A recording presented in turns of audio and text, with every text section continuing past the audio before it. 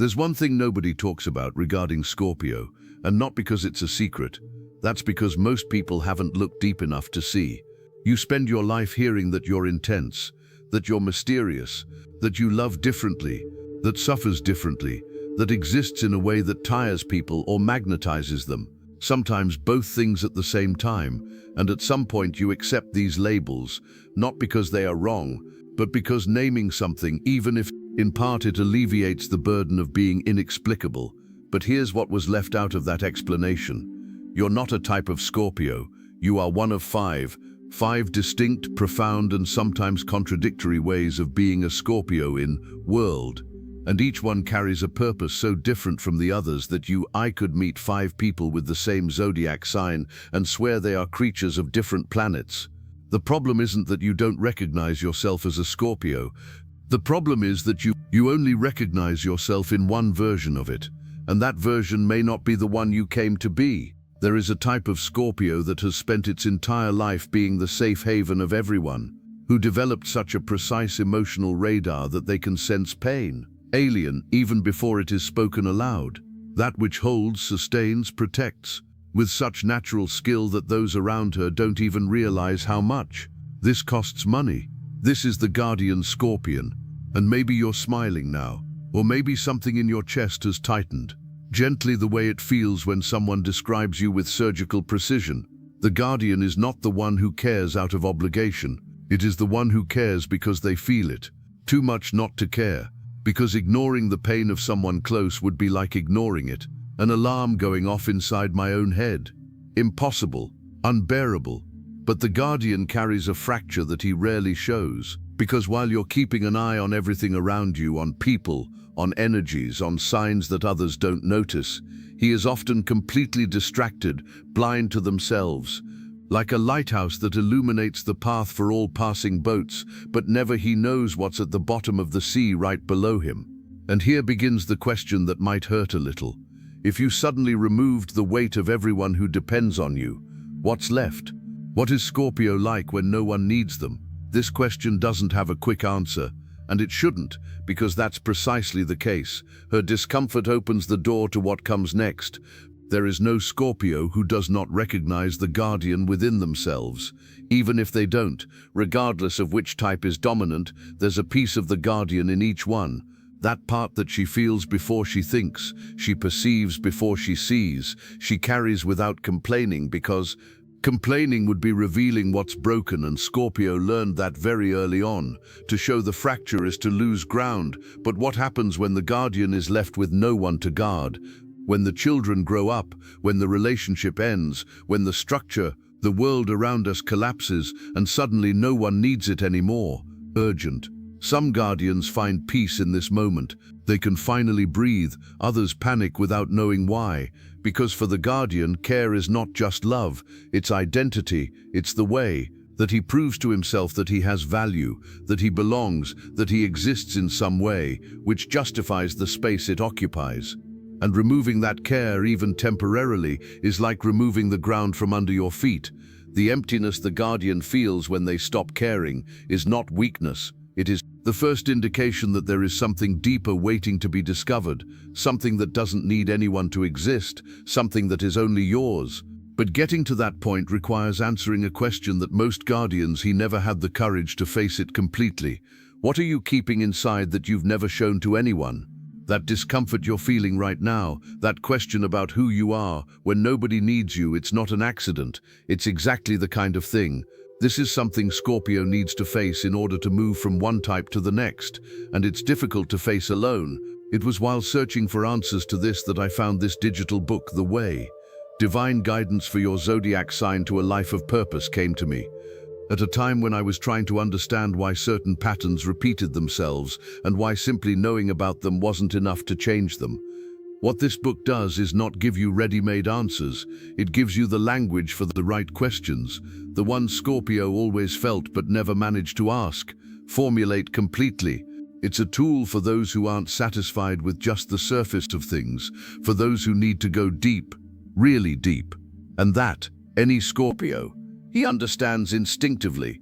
You are now in a rare state, recognizing patterns that have always been there, but they never had a name. feeling the weight of a question that won't go away. With ease, this type of clarity has a short window and it's open, now, not tomorrow, now. The link is in the first pinned comment. But be aware, this content may be removed from the air. Click now, download your copy. Tell me in the comments, did you recognize yourself in the Guardian Scorpion, or is there another version of yourself that is more prominent in your life today? Write it down there, I want to read it. The second type, the alchemist, is perhaps the most seductive of the five, because the alchemist's skill is real. It's not an illusion of power. It's a genuine ability, developed in the heat of battle, to take what has been broken and build it back. Something new with the fragments. You know people like that. Maybe it's you, someone who has experienced a loss, devastating, and she came out the other side with a clarity that shocked everyone, including himself. That he was betrayed and transformed betrayal into wisdom instead of bitterness. Looking at one's own past instead of seeing ruins, one sees raw material. This is beautiful, it's real, and it's one of the purest expressions of Scorpio's potential. But the alchemist has a shadow side that he rarely confesses. At some point in the process, he unconsciously created an equation that became governing his life. Pain generates transformation. Transformation generates purpose. Therefore, pain has value. And an equation like that, when it's installed deep enough, starts to do something dangerous. It starts to make the alchemist search for the next fire, not consciously, not with deliberate intention, but in the choices, in the relationships that he selects, in the environments he frequents. There is a silent tendency to orbit around chaos, because chaos for the alchemist is where it feels more competent, more real, more alive. And then comes the crucial question: who is the alchemist when life is peaceful, when there is no fire to put out, when there is no pain to transform, when the daily life is simply daily life? Some alchemists find peace and enjoy it. Others, and this is more common than what one might imagine, they start building fires without realizing it. A conflict that it needed to happen. A decision he knew would hurt, but he made it anyway. A choice that put him exactly back on the same page he had stated that I would abandon. Because without the fire, something inside the alchemist whispers, and now what do I do? From my strength? This question, what do I do with my strength when there is no crisis, is one of the more transformative things than any Scorpio can do, and she has a connection. Direct access to the digital book, The Divine Path That Guides Your Zodiac Sign to a Life of Purpose. Because what this material proposes is not that you abandon the capacity for transformation. That's what you learn to direct it beyond survival, beyond the cycle of fire and reconstruction. There is a path where the alchemist uses his power to create, not to repair, to build, not to repair, to resist. And this path begins with a clarity that most Scorpios he never stopped developing. The link is in the first pinned comment. The latest copies are running out. Click now and begin your journey toward clarity and the genius you deserve. But if the alchemist still has hope in fire, the third type has arrived at a place that goes beyond hope, and often beyond innocence. The shadow scorpion is not the villain some people imagine. It's something more complex, more tragic, and at times more fascinating than any other. Another type. The shadow is that scorpion that saw the worst that people are capable of. He witnessed the betrayal of the one he loved most. He saw systems that seemed solid, crumbling. He saw truths that most prefer not to face. And instead of, he looked to the side, he looked straight ahead. He dove in, he examined, he understood, and that knowledge changed everything. Because there is a stark difference between knowing darkness and living in it. The shadow knew, and at some point, without realizing it, chose the darkness as permanent address, not out of masochism, not out of a desire to suffer, but because darkness has become familiar, predictable, safe in its own twisted way. Because inside no one can surprise the shadow with a new disappointment. She's already catalogued them all possible. It's like a city devastated by a storm that refuses to be rebuilt, not because the bricks don't exist, but because the ruins have become the landscape, identity, territory. The shadow knows everything, feels everything, has seen everything, but there is a cost that she rarely accounts for. The cost of living in a perpetual state of alert, the cost of never letting down, completely guarded, the cost of a depth that has become so dense that lightness began to seem like naivete, and anything simple and good began it seemed suspicious, because when you learn that fire can burn, it's very tempting to stop, to light any flame, and then the shadow begins to pay a silent price. It loses access to beauty, not because he doesn't see her, but because he doesn't trust her. What happens after the shadow acknowledges this cost is one of the questions, more delicate to answer, because the shadow doesn't need motivation, it needs structure. A mirror that shows not only where it is, but what this place has something to teach and what lies on the other side. The digital book, The Divine Path That Guides Your Zodiac Sign Towards a Life of Purpose, was built precisely for this moment. Not for those who are doing well and want to be better, but for those who have already gone deep and need to understand what to do with everything that he saw down there. Scorpions who read this material described how to find there a mirror without distortions, without romanticization, without superficiality. The link, it's in the first pinned comment. The last copies are running out. Click now, begin your journey toward the clarity and genius you deserve. And then there is the fourth type, the Phoenix. And no, it's not the kind you think it is just because it survived something difficult. Survival is the bare minimum. Every Scorpion survives. The Phoenix did something different. He was reborn with consciousness. There is a huge difference between emerging from a crisis and being transformed by it. Most leave. The Phoenix transforms. And the mark of this transformation is not that he's better than before, it's just that he's different. There's no mistaking it. A Phoenix with someone who simply recovered, something in their eyes changes, something in the way he chooses, how he prioritizes, how he discards what previously seemed essential and embraces what previously seemed too risky. The Phoenix carries a freedom that other types have not yet found, because he's already been through the bottom and back. And anyone who has returned from the bottom knows one thing that no book teaches, that it is not just as scary as it looked from afar. But the Phoenix has its own paradox. Being reborn once is not a vaccine, it's not a guarantee, it's not the end of the cycle. There is a kind of quiet certainty that some Phoenixes develop, not because of arrogance, but out of relief. The feeling of I've been through this before, I've already been through this, I've transformed, now I'm on the other side. And that relief, when it turns into conviction, he lowers his guard just as the next cycle is beginning. Because Scorpio doesn't just have one rebirth, it has many, and confusing the combining first and last is one of the most subtle and most costly mistakes that Phoenix can commit. The beauty of the Phoenix lies in knowing that the fire will return, and that this time it has something I didn't have before, the memory of what survived, and that changes everything. And then we come to the fifth type, the rarest, the one that most Scorpions, he doesn't even know that it exists as a possibility for himself. The Master Scorpion. It's not the most powerful in the obvious sense. It's not the most intense. It's not the most mysterious. It is not the one who exerts the most control over the surrounding situations.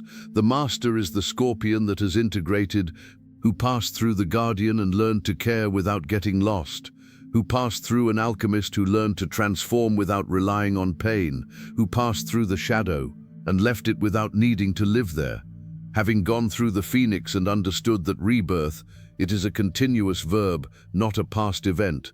The Master knows all of his own patterns, and what makes him rare is not that never fall for them, because when you do, you recognize it quickly and you make the adjustment. No drama, no guilt, no self-punishment. This is an extraordinarily difficult skill for Scorpio, because the self-punishment is one of the oldest tools of the sign. Scorpio knows how to judge itself, with a precision that hurts more than any external criticism ever could. I could do it. The Master has forgotten that. Not completely, not forever, but enough for awareness to come before self-destruction. And here is the secret that the Master carries, the one that the other four types, they don't want to listen. Reaching master level doesn't mean life gets easier. It means which makes you more honest. And radical honesty for Scorpio is the scariest thing that exists, because Scorpio sees too much, including in themselves. And seeing everything without judging oneself is an art that takes a lifetime. This honesty that the master practices, seeing without judging, feeling without suppressing, acting without self-destruction, goes far beyond casual self-awareness. It's a stance in the face of one's own existence. And the digital book, The Divine Path That Guides Your Zodiac Sign for a Life of Purpose, was written for those who already feel that there is a more complete version of yourself waiting, but you don't have it yet. A map to get there. For Scorpio, who has truly transformed and knows that there is even more depth to explore, this material is one of the tools, more concrete than they are. Not because it gives you answers, but because it helps you to ask the questions in the correct order. The link is in the first pinned comment. The last copies are running out. Click now and begin your journey towards clarity and genius that you deserve. 5 types, 5 ways of existing, 5 distinct purposes, but there is something they all share, a wound that runs through them all, patterns, all the mechanisms, all the masks that Scorpio uses with such ability. The fear of being seen without the armor. The guardian wears the armor of care.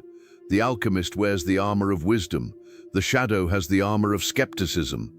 The phoenix has the armor of transformation. The master has the armor of consciousness. Each one is different. Each one is sophisticated.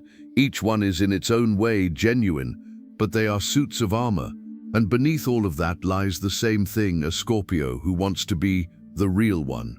Not the version that cares. Not the version that transforms. No. The version that survived, the version that simply is. This is what scares Scorpio the most.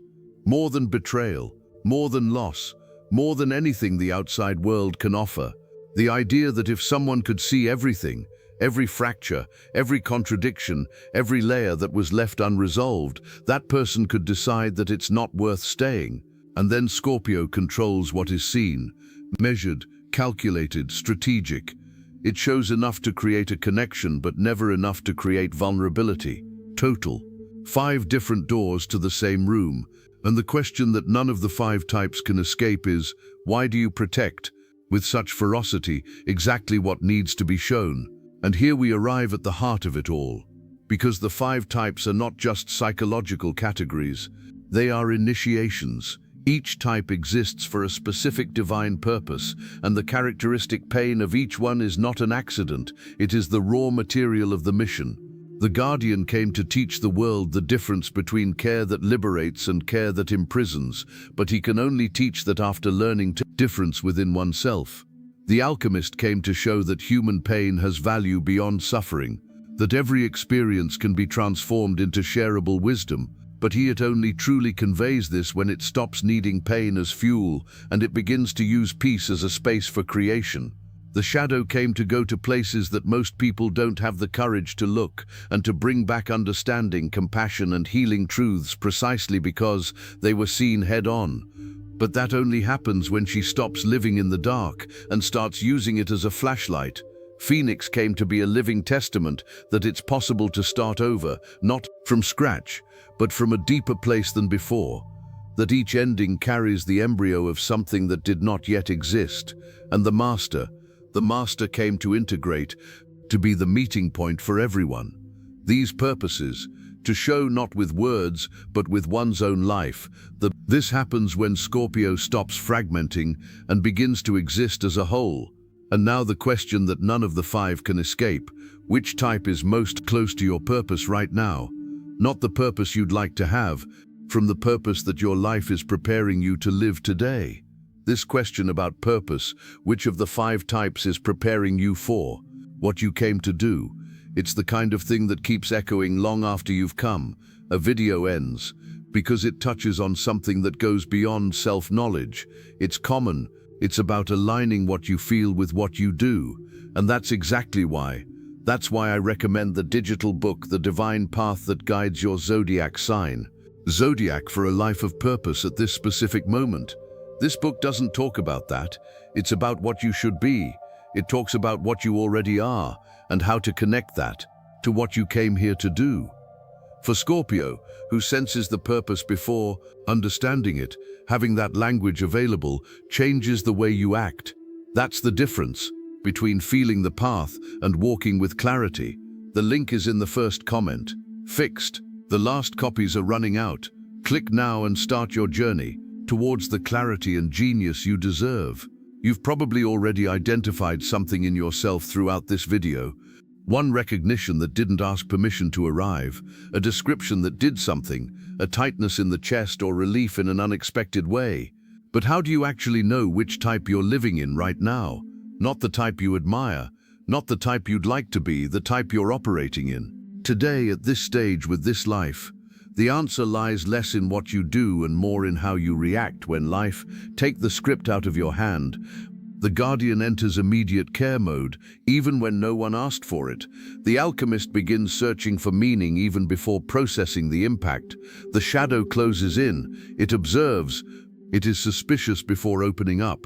The phoenix takes a deep breath and looks for the lesson before looking for the culprit. The master feels, and then acts, with a calmness that is not cold. It is real. These reactions are not conscious choices. They are deeply ingrained patterns that operate before any decision is made, and recognizing the pattern is the first real step, not to change it immediately. That's not how Scorpio works, but to stop confusing the pattern with permanent identity. Because you're not the type you're living as right now. You're all five, in different moments, different phases, different versions of the same life. Scorpio wasn't made to fit into a single description. It was made to cross them, to get to know each one inside and out, to come out of each one with something which did not exist before. There's something Scorpio knows better than any other sign, and that they rarely can say it out loud. Transformation is not a destiny, it's the way he breathes. That each cycle of pain and rebirth is not repeated failure. It is the way Scorpio grows, with a depth that no other path can offer. The 5 types you learned about today are not categories to be fitted into. They are mirrors, each one showing an angle of who you once were, of who you are now, and what you can choose to be from that moment on. There is no wrong type. There is only an unconscious type. And the only difference between the Scorpio who suffers because of their standards and the Scorpio what uses its standards is exactly that, awareness. The courage to look at inside without turning what he sees into a judgment. You were made to go deep, not out of masochism, but because the deepest truths, important things are where most people are afraid to look. And you, from the beginning, didn't. It's the majority. What do you do with what you recognize today? With what tightened your grip? With what eased your grip? With what it's still processing? That's the next layer of its purpose. There is no such thing as a Scorpio who has reached the end of themselves. There is always more, always deeper, always more real. And that in the end is exactly what makes Scorpio impossible to forget.